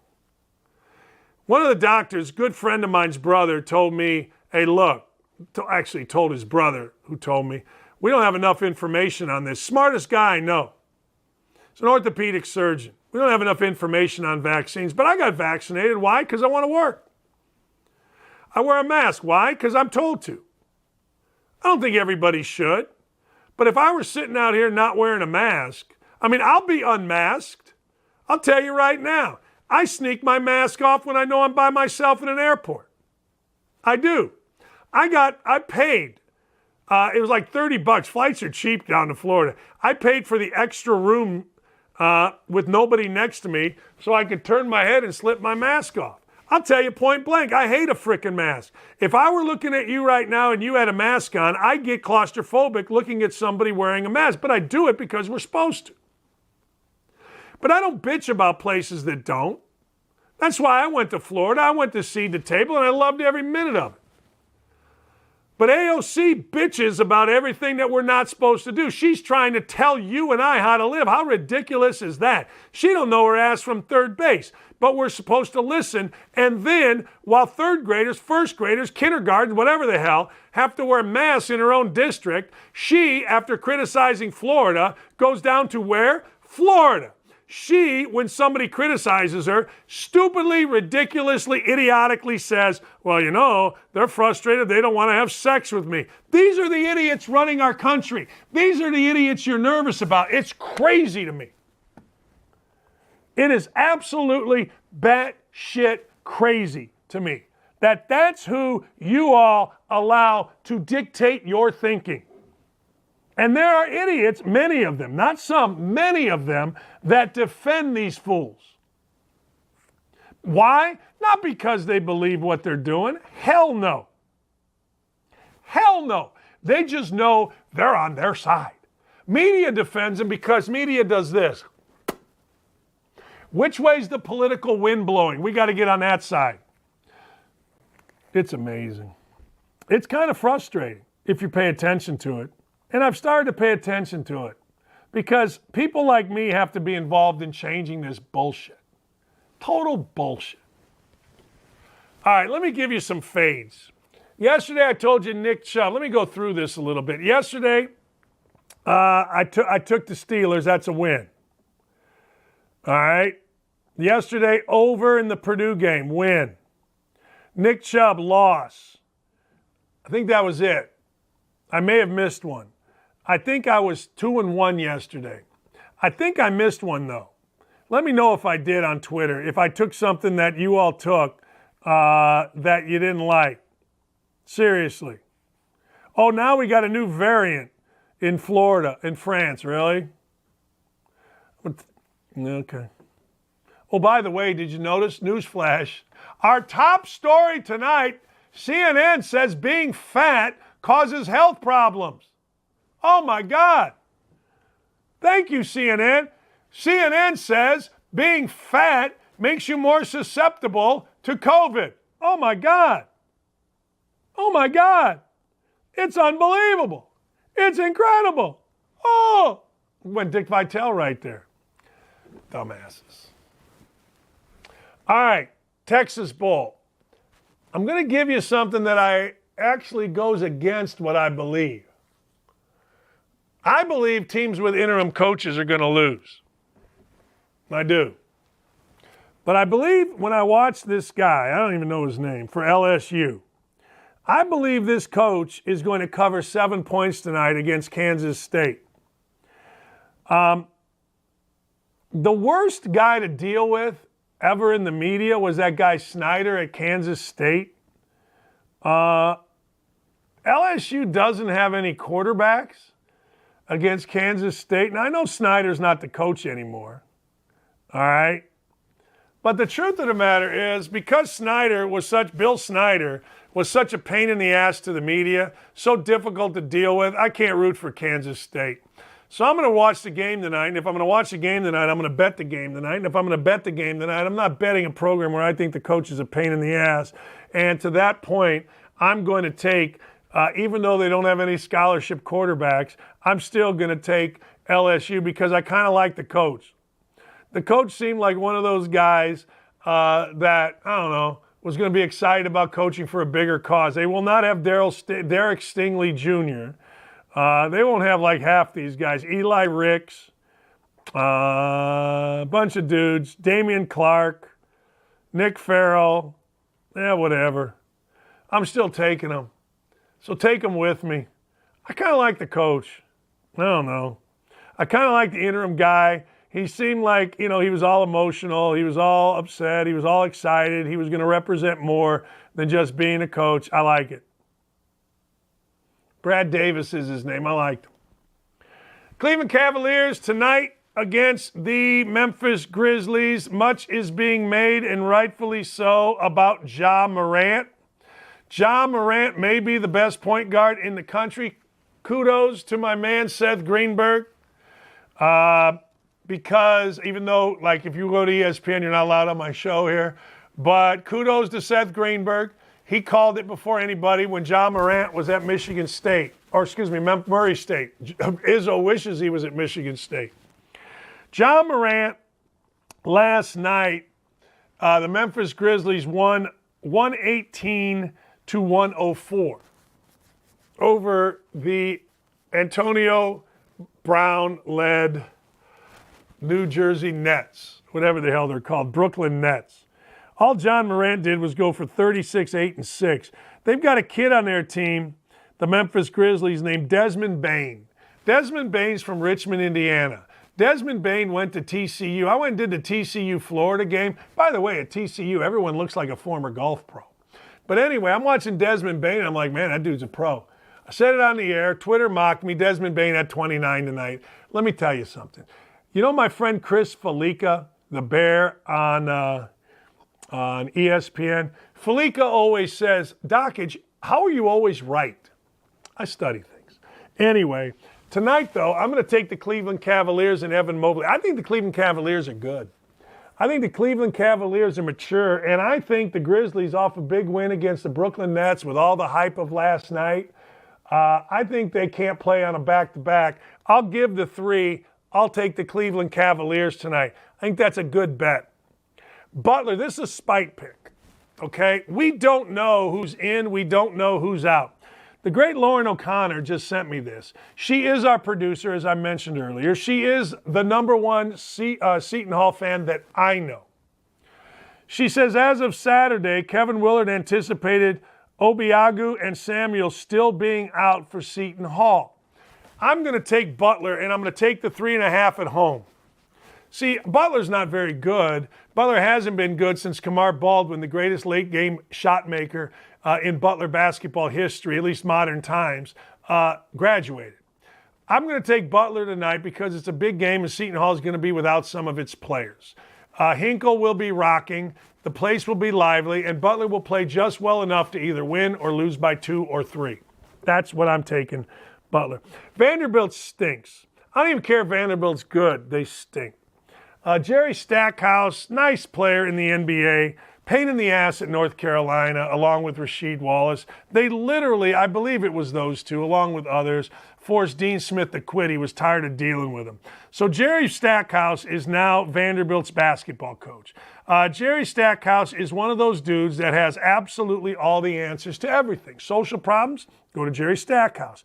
Basketball problems, listen to Jerry Stackhouse. Good for Jerry Stackhouse. I think it's great. I think Jerry Stackhouse will probably do a good job at Vanderbilt. Good. Yay, rah. They're currently 8-4 with wins over Alabama State, Texas State, Winthrop, Pittsburgh, Mississippi Valley State, and Austin Peay. The Fly is open. Let's go Peay. That's in relation to Fly Williams. Fly Williams led the country in scoring in the 70s. Austin Peay was his school. That was the slogan. They beat Hawaii. They beat BYU. Those are 2 good wins. They're going to lose tonight by more than 7. They're going to lose tonight by more than 7 to Eric Musselman's team, who, by the way, Eric Musselman's team has been a disappointment. Eric Musselman's team, I know you're not allowed to say that. Everybody's supposed to be all excited. But Eric Musselman's team should be good. Everybody loves Eric Musselman. Everybody really likes Eric Musselman's wife. She's very cool. She's very fun. She's very funny. She's very active on social media. I think Eric Musselman's a very good basketball coach. I think Eric Musselman and his team are going to win this game tonight. I don't know one player on it, but I bet coaches in these circumstances. You guys can bet whatever you'd like. Now, I said Musselman's team's been a disappointment. They're 10-3. They've beaten Kansas State. They've beaten Cincinnati. Other than that, they lost bad to Oklahoma, lost to Hofstra, beat the hell out of Elon, and lost to Mississippi State. They're on a bad run, but they're going to win tonight by more than 7. Bud Walton Arena may or may not be rocking. I don't know. I have no idea. But I do know this. I think I like these 4 bets. Usually I tell you which one I don't like. The Purdue bet last night, holy shit. We were going to get beat. It was like 27-25 at half. Next thing you know, whap, whap, whap, whap, whap, whap, whap. Next thing you know, we get a win and our toes are tapping. It is unbelievable. I did take the over, I think, last night. So I was 2-2 yesterday. I'll tell you what I am. 2-2. Nick Chubb didn't score. I took the over. Purdue covered 140, and the Steelers covered. Yeah, that's what I was. Ladies and gentlemen, as we close this show, let me just explain some things to you. Don't be dishonest. Think about it. I worried every day about this show and the numbers of viewers it gets. And that's dishonest. Because the truth of the matter is, I've been doing radio for 14 years and I've never given a shit what our ratings are. Except when they hand me a check, or they used to when I started. Now they put it in my account because we got a bonus for a certain number over a certain quarter. I don't even know the quarters in radio. So I'm going to make a pledge to you. No longer on this show am I going to worry about, oh man, how many viewers. I'm just going to go. I'm going to go. I'm going to go. I'm going to go. And if you don't like it, tough shit. If you do like it, tell your friends. You're not going to like everything. Republican, Democrat, you're not. You can't. We're too crazy out there today. And I got to tell you, my views are centrist. My views are common sense. In fact, I designate myself as the king of common sense. King because sometimes I do wear a crown. Not commissioner of common sense, although it's in my bio, because my friend Bart Fox, who legitimately is the commissioner of common sense, took that title, and I feel as if I was stealing. But it's time for us to be able to speak out. Saying that obesity, being a fat ass, causes disease is not fat shaming. It's common sense. I'm sorry. You can put all the ads out there you want of unhealthy, big old people that are 40 pounds too heavy. You can say that it's great. But everybody and their mother knows that being a fat ass causes disease. It's not what you want to do. It's not what I want to do. I guarantee you I have an eating disorder, as my wife says, because I can't stop eating. I'm small boned. I should weigh 180 to 200, but I'm 250 because I can't stop eating. I don't want to. I don't want to continue this. I don't want to do a diet. But I know me being overweight has caused me knee pain, hip pain, and a lot of other things. What the shit? I mean, we don't know that? So I don't want to hear from you folks about fat shaming. I'm shaming everybody, including myself. Damn. There should be 2 signs in grocery stores. Wear a mask. Recommended to wear a mask to help slow down or stop the spread of COVID-19. I'm cool with it. I don't wear a mask unless I'm told. The other thing should be, hey, how about put down the Cheetos, Doritos, and chips and have a healthy diet? How about that grocery list include something green or that came out of the ground? Why wouldn't we do that? And then put underneath it to help slow down the spread of COVID. You know why? Because some fat ass will get mad and they'll get loud and people will be like, oh my God, I don't want to be the one fat shaming. No, it's a health issue. Healthcare costs are out of control. Why? Because we're fat. I've said it forever. In Indiana, we do 3 things. We love ourselves some shrimp sauce. We're fat and we smoke cigarettes or chew tobacco. It's the stupidest thing ever. I chewed for 35 years. I gave it up. Still to this day, every single time something happens in my mouth, I think I'm dying of cancer because I was stupid enough to chew tobacco. When I went to Indiana University as a basketball player, everybody was chewing tobacco. So I did. Actually, I'd started before that. I got suspended in high school for having a dip-in during a baseball game. Indiana, we're fat. We smoke and chew, and we love us for whatever the reason, some shrimp sauce and tenderloins. Man. I spoke out and actually started a campaign in the state of Indiana about quitting tobacco. And it was a very successful one. I've had hundreds, and I'm being literal here, hundreds of people walk up to me and tell me, hey, Dan, thanks for the help quitting tobacco. I tried to do the same thing with how fat we are in Indiana, and nobody would touch it. Why? Because it's shaming. The only thing shaming, fat, skinny, whatever, is when you act like an idiot. And then you should be shamed. Not because you're fat and trying to get help, not because you have a disorder, that shouldn't be shamed.